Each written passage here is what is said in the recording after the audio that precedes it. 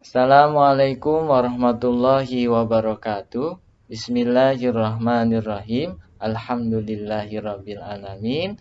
Pada kesempatan kali ini saya akan sedikit membahas tentang fungsi evaluasi dan prinsip-prinsip evaluasi hasil belajar atau evaluasi pembelajaran. Yang pertama adalah fungsi evaluasi. Evaluasi berfungsi untuk memenuhi kebutuhan psikologis, didaktif, dan administratif. Yang pertama adalah memenuhi kebutuhan psikologis, dimaksud ditinjau dari pendidik dan peserta didik. Bagi peserta didik, hasil evaluasi dapat menjadi pedoman mengetahui kapasitas dan status dirinya di tengah kelompoknya. Yang kedua adalah memenuhi kebutuhan didaktif. Yang dimaksud berdasarkan hasil evaluasi dapat menilai hasil usaha yang telah dilakukan oleh peserta didik dan memenuhi posisi peserta didik di tengah kelompoknya. Serta dapat juga menemukan jalan keluar bagi peserta didik yang memerlukannya. Selain itu, memberikan petunjuk tentang sejauh mana program pengajaran yang telah ditentukan atau telah ditetapkan itu telah dicapai oleh peserta didik. Selanjutnya yaitu memenuhi kebutuhan administratif. Ini berfungsi sebagai bahan laporan mengenai perkembangan dan kemajuan peserta didik dalam bentuk rapor yang disampaikan kepada orang tua, dan nilai-nilai hasil evaluasi sangat penting pula sebagai bagian dalam mengambil suatu keputusan dalam pendidikan. Selanjutnya adalah prinsip-prinsip evaluasi. Dalam evaluasi hasil pembelajaran atau pendidikan dilaksanakan atas dasar prinsip-prinsip yang digunakan sebagai rambu-rambu atau pedoman yang perlu dipegangi dalam melaksanakan kegiatan evaluasi hasil belajar. Untuk itu, dalam melaksanakan evaluasi harus memperhatikan prinsip-prinsip sebagai berikut. Yang pertama adalah prinsip objektif.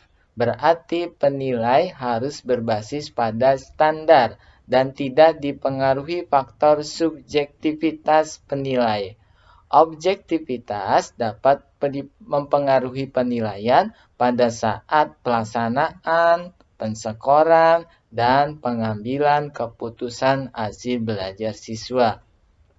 Yang kedua adalah prinsip terpadu. Berarti penilaian oleh pendidik dilakukan secara terencana, menyatu dengan kegiatan pembelajaran dan juga berkesinambungan. Yang ketiga yaitu prinsip holistik. Berarti penilaian oleh pendidik mencakup semua aspek kompetensi dan dengan menggunakan berbagai teknik penilaian yang sesuai dengan kompetensi yang harus dikuasai peserta didik. Yang keempat adalah prinsip ekonomis. Berarti penilaian yang efisien dan efektif dalam proses perencanaannya, proses pelaksanaannya, dan juga proses pelaporan hasil belajar peserta didik. Yang kelima adalah prinsip transparan. Berarti prosedur penilaian, kriteria penilaian, dan dasar pengambilan keputusan dapat diakses oleh semua pihak dan atau juga pihak-pihak yang terkait dalam hasil evaluasi pembelajaran. Yang keenam adalah prinsip valid. Berarti penilaian harus mampu mengukur kompetensi hasil belajar sesuai dengan indikator yang sudah ditetapkan, sehingga penilaian tersebut tepat sasaran. Yang ketujuh, yaitu beracuan. Beracuan kriteria berarti penilaian didasarkan pada ukuran pencapaian kompetensi yang telah ditetapkan, baik dalam satuan pendidikan, satuan tingkat sekolah, satuan tingkat KKM, maupun satuan tingkat nasional.